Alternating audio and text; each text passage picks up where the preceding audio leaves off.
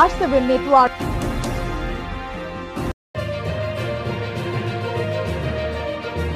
আর আপনারা দেখছেন R7 বাংলা, বাংলার কথা বাঙালির মুখে।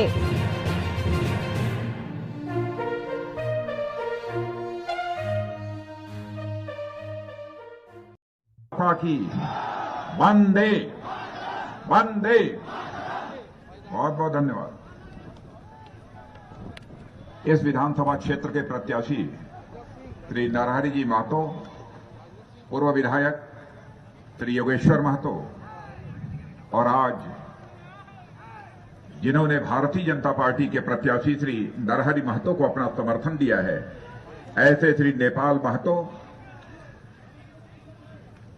श्री विनोद तिवारी, श्रीमती विष्णुप्रिया महतो, श्री त्रिपति महतो, श्री शंकर महतो, श्री संजीव कुमार महतो, श्री गौतम राय, प्रसन्नजीत कुमार और यहां मौजूद मेरे सभी सम्मानित बहनों एवं भाइयों, आमी सबाई को स्वागतो जानाई।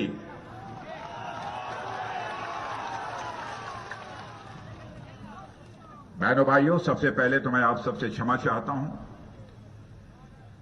कि आप सबके बीच में पहुंचा हूं तो काफी देर से पहुंचा हूं, क्योंकि आज मेरा हवाई जहाज थोड़ा खराब हो जाने के कारण दिल्ली से चलने में काफी विलंब हुआ है। फिर भी इतनी बड़ी संख्या में आप सब यहां मौजूद हैं और बहुत ही गर्मजोशी से आप लोगों ने हम लोगों का स्वागत किया है। लेकिन मैं जानता हूं भारत की परंपरा है और शिष्टाचार का तकाजा भी है कि स्वागत और सलाम दुआ कभी एक तरफा नहीं होना चाहिए। इसलिए मैं भी अपनी तरफ से शीश झुकाकर आप सभी बहनों भाइयों का हार्दिक अभिनंदन करता हूं। आप सभी का मैं स्वागत करता हूं। बहनों भाइयों, यदि आज आपके बीच में आया हूं तो नरहरि महतो के लिए वोट मांगने आया। आपके बीच में आया हूं तो बंगाल में परिवर्तन का संदेश लेकर आया हूं। और जैसी हवा मैं इस समय देख रहा हूं बंगाल में, उसे देखने के बाद मैं इस नतीजे पर पहुंचा हूं कि अब इस बंगाल के अंदर भारतीय जनता पार्टी को 200 से अधिक सीटों पर विजय प्राप्त करने से अब दुनिया की कोई ताकत नहीं रोक सकती। ममता दीदी ने जब पहला चुनाव लड़ा था, उस समय मां, माटी और मानुष के सुरक्षा की बात कही थी। बहनों भाइयों, 10 वर्षों का जो समय गुजरा है, स्वाभाविक रूप से आपने देखा होगा बंगाल में न मां सुरक्षित है, न मानुष सुरक्षित है, न माटी सुरक्षित है। अजीबोगरीब हालात इस बंगाल में ममता दीदी ने पैदा कर रखे हैं। भाषण देती हैं तो उनके भाषण में भी बहनों भाइयों हिंसा होती है। भाषण में भी वह कहती हैं इसको मार भगाओ, उसको बर्तन से पीट पीट कर भगाओ। यह दुशासन है, यह दुर्योधन है।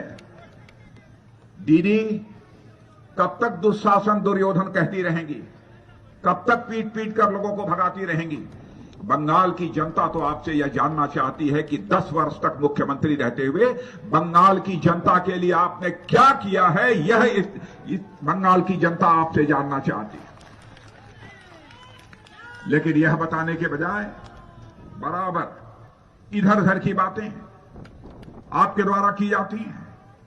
यदि मैं इस क्षेत्र की बात देखूं तो मुझे मालूम है, मुझे लोगों ने बताया कि यहां आदिवासी समाज के एक महानायक कान्हू मुर्मू जी हुआ करते थे। उनकी एक प्रतिमा थी।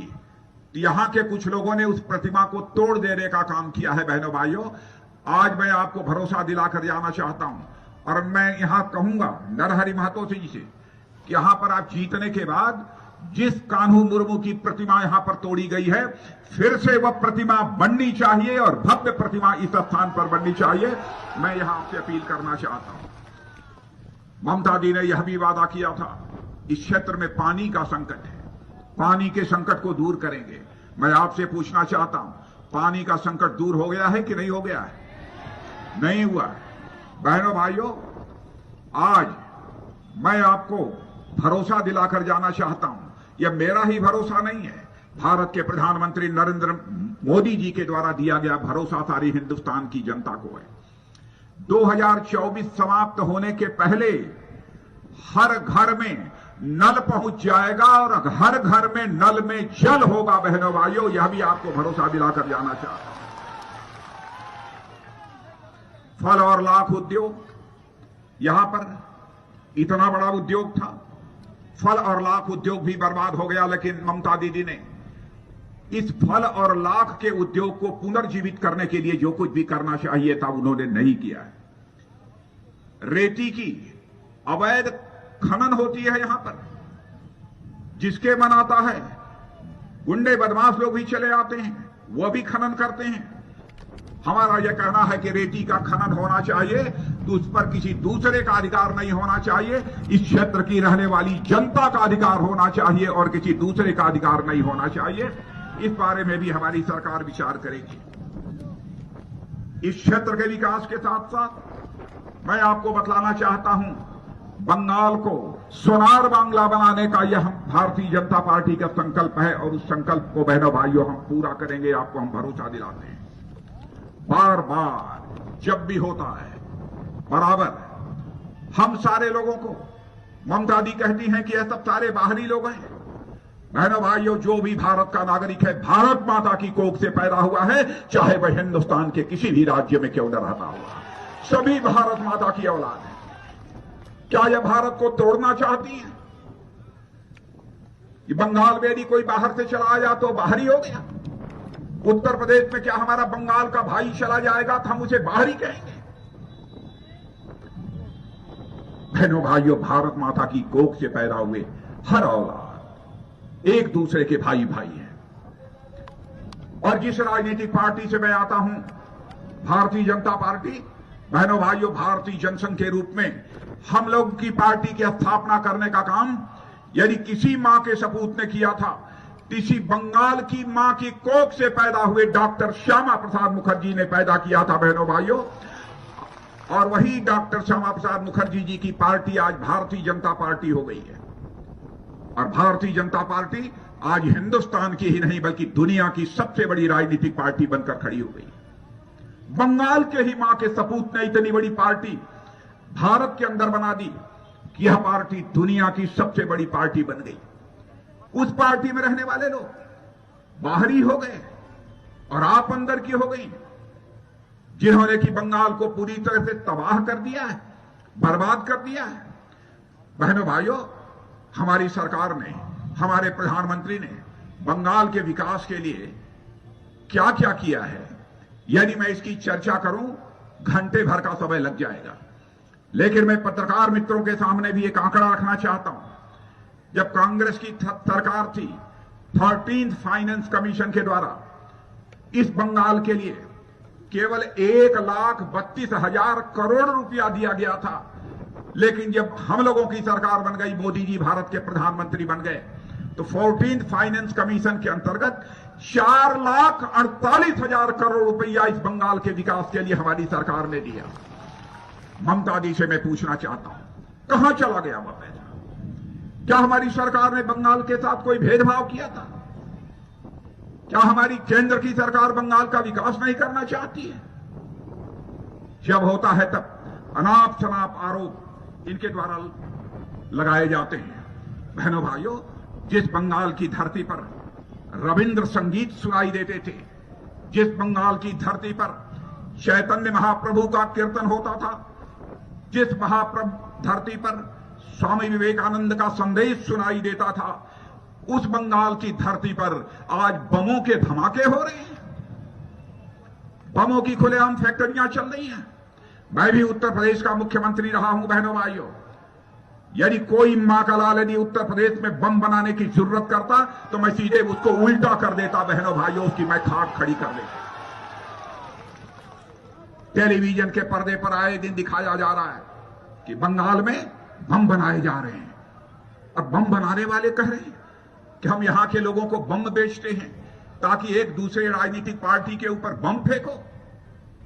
हमारे 150 से लेकर 200 कार्यकर्ताओं को मार डाला गया। कौन है इसके लिए जिम्मेदार? बहनों भाइयों, क्या किसी मुख्यमंत्री की यह जिम्मेदारी नहीं बनती है? हर व्यक्ति को, चाहे वह किसी जाति का हो, किसी मजहब का हो, किसी पंथ का हो अथवा किसी राजनीतिक पार्टी का हो, उसको वह सुरक्षा मुहैया कराए। जब तक राज्य सुरक्षित नहीं होगा तब तक राज्य का विकास किसी भी सूरत में नहीं हो सकता। और बहनों भाइयों, हमारी सरकार आएगी, इस बंगाल में आ रही है, और आने के बाद मैं यकीन दिलाना चाहता हूं, केवल हम भारतीय जनता पार्टी के लोगों को ही सुरक्षा नहीं मुहैया कराएंगे, बल्कि कांग्रेस, वामपंथी और टीएमसी भी होगा, उसको भी हम सुरक्षा मुहैया कराएंगे। सुरक्षा की पक्की गारंटी हम पूरे बंगाल को देंगे। हम इंसान और इंसान के बीच नफरत पैदा करने वाले हम लोग नहीं है बहनों भाई। लेकिन बंगाल के समाज को जाति के आधार पर, मजहब के आधार पर, धर्म के आधार पर बांटकर बराबर ममता दीदी ने यहां सरकार बनाने की कोशिश की है। ममता दीदी, मैं आपसे कहना चाहता हूं, राजनीति केवल सरकार बनाने के लिए नहीं की जानी चाहिए। राजनीति यदि की जानी चाहिए तो समाज बनाने के लिए राजनीति की जानी चाहिए, देश बनाने के लिए राजनीति की जानी चाहिए। आप समाज को बांटकर बंगाल का विकास करना चाहती हैं। एक समाज को ज्यादा प्रश्रय, दूसरे को दबाना, यही सिलसिला लगातार उनके शासनकाल में रहा है। लेकिन बहनों भाइयों, अब यह नहीं चलने पाएगा। और मैं कहकर जा रहा हूं, भारतीय जनता पार्टी का होने के बावजूद, चाहे कोई हिंदू हो, मुसलमान हो, ईसाई हो, हम भेदभाव नहीं करेंगे। लेकिन जो जुर्म और अत्याचार करेगा उसे दंडित करने से भी बाज नहीं आएंगे, उसे कठोर दंड भी देंगे, चाहे कोई भी हो। हम लोग पक्षपात करने वाले नहीं हैं। हम जाति, पंथ और मजहब के आधार पर राजनीति करने वाले लोग नहीं हैं। हम इंसाफ और इंसानियत के आधार पर राजनीति करने वाले हम सब सारे लोग हैं मेरे बहनों भाइयों। कहां ले गई ममता दीदी इस बंगाल को? आज सारा हिंदुस्तान नवीन शताब्दी में जी रहा है, लेकिन हमारा यह बंगाल आज 19वीं शताब्दी में जी रहा है। केवल वामपंथियों की जो सरकार रही है 35 वर्षों तक, उसके कारण ऐसा हुआ है। ममता दीदी की 10 वर्षों तक से यहां सरकार है, इनके कारण बहनों भाइयों यहां पर हुआ है। ऐसे हालात इन लोगों ने पैदा कर दिए हैं। जब होता है तब मोदी जी को दोष देती हैं कि मोदी जी जिम्मेदार हैं, मोदी जी मदद नहीं कर रहे हैं।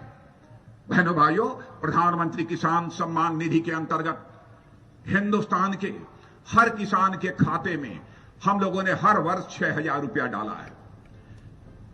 लेकिन यहां की सरकार, यहां के मुख्यमंत्री ने जो किसानों की सूची भारत सरकार को देने चाहिए थी कि इन किसानों के खाते में पैसा डाल दो 6,000 रुपया, वह किसानों की सूची भारत सरकार को ममता दीदी ने नहीं दिया। बहनों भाइयों, हम लोग बार बार आकर करते रहे। हमारे बंगाल के किसान भाइयों ने कौन सा अपराध किया है ममता दी? उनकी सूची दीजिए। हम आपसे एक पैसा ले नहीं रहे हैं, हम आपको पैसा किसानों को दे रहे हैं, लेकिन नहीं, सूची नहीं दिया। अब हम लोगों ने सारे देश भर में 12,000 रुपए तक किसानों को दिया। हर साल 6,000 रुपया देते हैं, उनके खाते में सीधे डाल देते हैं 12,000 रुपया। 3 साल का देखें तो 18,000 रुपया आगे हो जाएगा। लेकिन आपको मैं भरोसा दिलाकर जाना चाहता हूं, भले ही ममता दी ने आपको पैसा न देने दिया हो, लेकिन बहनों भाइयों, जिस दिन हमारी सरकार बन जाएगी उसके महीने 1.5 महीने के अंदर ही हर किसान के खाते में जो बचा हुआ पैसा है 18,000 रुपया डाल दिया जाएगा। 18,000 रुपया आपके खाते में डाल दिया जाएगा। हम यह नहीं देखेंगे कि पहले दिन नहीं मिला तो छोड़ो, केवल 6,000 रुपया डालो, उनका काम चल जाएगा। और आगे भी 3 साल, यह जो पिछला 2-3 साल जो गुजर गया, उसके आगे भी हर वर्ष 6,000 रुपया केंद्र सरकार के द्वारा किसानों के खाते में डाला जाएगा, और 4,000 रुपया जो यहां पर हमारी राज्य सरकार होगी, उस राज्य सरकार के द्वारा 4,000 रुपया आपके खाते में डाला जाएगा। हर साल किसानों के खाते में 10,000 रुपया डाला जाएगा मेरे बहनों भाई। क्या यह सब काम ममता दी नहीं कर सकती थी? हमारी केंद्र की योजनाओं को भी नहीं चलाती है।